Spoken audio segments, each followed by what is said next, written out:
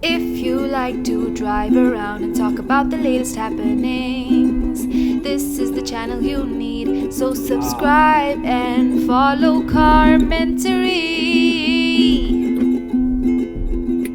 Hello everybody, welcome back to another edition or episode of Carmentary. Neil Hartmann here, driving in my van. It is a beautiful spring day here in Hokkaido. The view out the window today, isn't it lovely? I'm about to pass through Kimobetsu, small farming town here near Rusutsu. I think, we're starting to see it. The mountain up ahead there is Shiribetsudake. And then coming into view on the right momentarily is Yotezan, our icon, our centerpiece here in the Shiribeshi area. One of the main symbols of Hokkaido itself. Active volcano, 1,893 meters, I believe that's the elevation. The farmers, you might see some tractors. Farmers are out working their butts off early morning until late at night. I'm on my way to Niseko, and the last couple of days I've been driving out, and then I come back kind of late between 7 and 8 p.m. and the tractors are still going at that time with the headlights on, doing their thing. I don't know exactly what the process is right now. Just getting the land ready, planting. It depends on who they are and what they're doing, but it's a beautiful time of year. We finally got a warm week. The temperatures were over 20 degrees Celsius for a couple days, and the snow melt just went whoosh. The rivers were raging, and it's as if it's a scientific fact, right? The temperature reaches that certain point and nature just goes, whoa, hey, I got the message. It's time to prepare for summer. We had bees flying around. I believe bees need a minimum of 13 degrees Celsius to leave their hives. So we had the big bumblebees flying around our house, and all the birch trees, the shirakaba, have suddenly sprouted all those leaves, especially at the lower elevations. The higher up you go, it's still not happening, but around where my house is and this kind of Niseko area, very beautiful. Shirakaba kafun. Shirakaba kafun is the birch, what do you call that? Kafun. They send out those spores or whatever it is that floats through the air and gets in your eyes and gives you that kind of hay fever, kind of itchy problem. That is in full effect. I got a little bit of that last night when I got home. It was funny. My eye was itching a little bit, and I scratched it, and then it got really itchy. And then my wife came over and was chatting with me, and she's like, I think you're covered in that stuff because my eyes are getting itchy. So if you're sensitive to it, it's a tough time of year. But that's not what I wanted to talk about today. Today's topic is a new YouTube show or series that I just dropped the first episode of late last night or early this morning, depending on how you look at it. It's called Hokkaido Outdoor Trips, and that was volume 1. Decided this year, due to all that's happening, and it's going to be a strange year this summer and fall here in Hokkaido.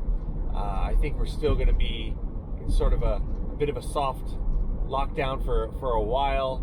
Social distancing, maybe lack of events, not wanting to go to the mall or to go see movies. That kind of stuff is all going to be kind of put on the back burner for a while. It's really going to be about outdoors, getting outside, nature, fresh air, rivers, lakes, mountains, trails, campsites, etc. So the family, and got the new van, pretty stoked on that. This is our little camper now, and we're ready to explore some areas we already have been to but maybe need further exploration, and some new areas. I've been to a lot of spots in Hokkaido, close to 30 years here now, and there's still so much that I don't know or haven't seen. And then there's things that I've seen, but I haven't been able to take my family to. So the theme of this new series is basically the Hartmann family going on either day trips or camping trips to the beautiful outdoor locations we have here in Hokkaido. So I hope you enjoy that and you want to follow along. And I'll just tell you a little bit about our first inaugural trip. It was a day trip to the Shackleton Peninsula. So the Shackleton Peninsula is this great peninsula. It's kind of right out that way. Amazing and beautiful area, yet still really raw and rustic, kind of untapped. I mean, it's a tourist spot. There are beaches and capes and some really kind of cool spots out there, but as far as like, you know, infrastructure with resorts and, you know, that stuff just really doesn't exist out there. It's close enough that Niseko can kind of be a base area where you can stay in a really nice hotel. You can pay from $100 tonight up to $30,000 a night for a luxury accommodation if you want, and then you can actually just do little day trips out to the Shackleton Peninsula. So it's never really developed as a big resort area, but we wanted to do the whole loop around the outer edge. I wanted to show my family. We went to two of the kind of main spots. One is called Shimamui Kaigan, or Shimamui Beach, which is listed as one of Japan's 100 best beaches. So it's Japan, kind of, they like to do that. They have the 100 best mountains, 100 best, probably, I think there's lakes, I think there's, yeah, they kind of do it for a lot of things. And Shimamui Beach is one of the best 100 beaches in Japan. Japan has a lot of coastline, there's a lot of beaches, and it made the top 100, so you know it's pretty good. It's a beautiful spot. Beautiful, very kind of dramatic, rocky outcroppings, these cliffs. It's not, when you say beach, I think a lot of people think, you know, white sand, chilling with your feet in the water. Hokkaido, we're pretty far to the north here. We have some rocky beaches with a lot of kind of rocky formations. And the Shackleton Peninsula itself is a lot like the Nepali coast on, what is that, Kauai? The island of Kauai in Hawaii. I went there many years ago. We did a helicopter flight around the island, and that Nepali coast was just so impressive with those cliffs and rocks, and that's kind of what you get in Shackleton. You've got these really cool candlestick rocks that are just sticking out of the ocean, and you're like, how did that form like that? Like, really cool geological stuff to see there, and these inlets and coves, and yeah, it's really cool. So Shimamui Beach, and then we went to the other famous spot. Probably the more famous spot is Kamui Misaki, which is this long kind of tiny little peninsula that sticks out there. They have a trail called Charenka no Komichi, which you can walk out to the end of. It takes about 20-25 minutes. It was closed on that day because it was very windy.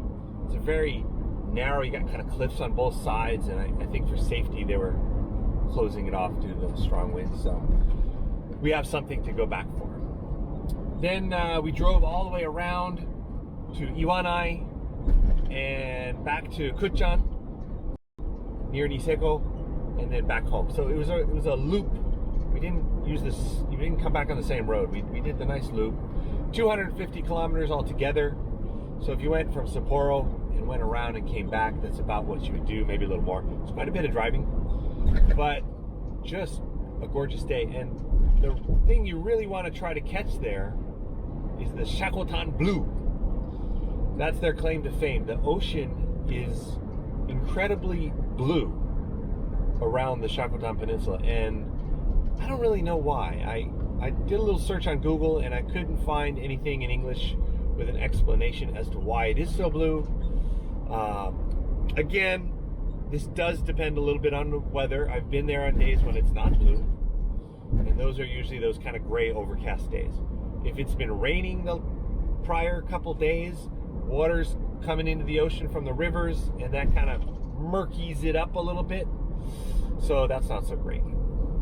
The area is also famous for uni, or sea urchin. They do all that uni fishing out there, highly regulated. Don't go out there and just start picking uni off the seafloor. If they catch you, you're going to get a fine and you're going to get in trouble, just to let you know. They're pretty serious about their uni fishing out there. So, highly recommended day trip or overnight. There's a couple of really good campsites right out on the end of the peninsula. You've got one that's really beautiful. You get amazing sunsets. There's another one near the actual village of Shackleton that's also kind of nice, with a nice toilet. And that has actually a nice sandy beach, kind of protected for a little swimming as well. So I highly recommend it. If you need more inspiration, please watch the episode that just dropped. And the good news is I am doing these bilingually. So there's actually 2 shows out there. Hokkaido Outdoor Trips Volume 1, Japanese, with a Japanese title, and then I do it in English, or narrated in English. So the show's kind of recorded in Japanese. Family, we all speak Japanese. And then I have overdubbed it with an English narration explaining the whole thing. So please watch that version if you're into the English language. And I don't know how many we can do. My hope is that we can go once a week somewhere. And then I spend a week doing my editing and release the video around the next weekend, or early the following week like I did this time. So I'm going to try to keep on that schedule, and hopefully we'll have a whole bunch of fun outdoor episodes and go to some new places. Join us for the trip. All right, today's Carmentary. A little chat about spring and a little shameless self-promotion. Oh yeah, that reminds me. I will be accepting sponsors for the Hokkaido Outdoor Trips show. I'm going to be talking to the company that builds out these vans. I think they might want to sponsor the show. Hint, hint. And a couple other cool companies. Maybe help to support the gasoline that we burn on our trips around Hokkaido. Let me know if you have anybody out there who might be interested. Remember, everybody, wherever you go, whatever you do, drive safe.